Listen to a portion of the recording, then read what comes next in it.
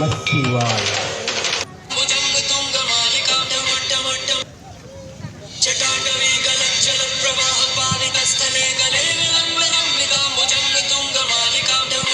శంకర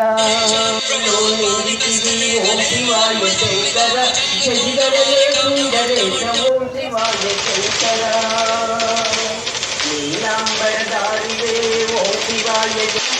ఆధ్యాత్మిక జ్ఞానాన్ని తెలియచేస్తూ ఆత్మను అంధకారం నుంచి వెలుగులోకి తీసుకువెళ్తూ ఉన్నారు. దాని గుర్తుగానే మహాశివరాత్రిని ఆచరణ జరుపుకుంటాం. భగవంతుడు నిరాకారుడు, జ్యోతిస్వరూపుడు, అభివరుడు, స్వయంభూ అయోనిచాలను తెలుస్తూ ఉంటాం. వారి స్వరూపం జ్యోతి స్వరూపం.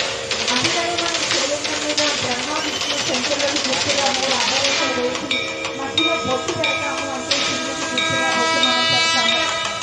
అదేవిధంగా మనం పరమాత్మ యొక్క నామం సదాశివ. సదాశివ అంటే సదా కూడా కళ్యాణం చేసేటువంటి వారు, సదా మంగళకారి, సదా శుభకారి అని అర్థం.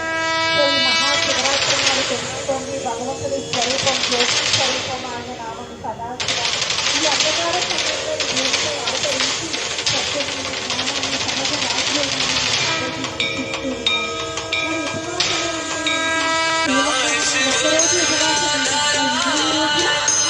మరి ఉపవాసాలు అంటే అది నిజమైనటువంటి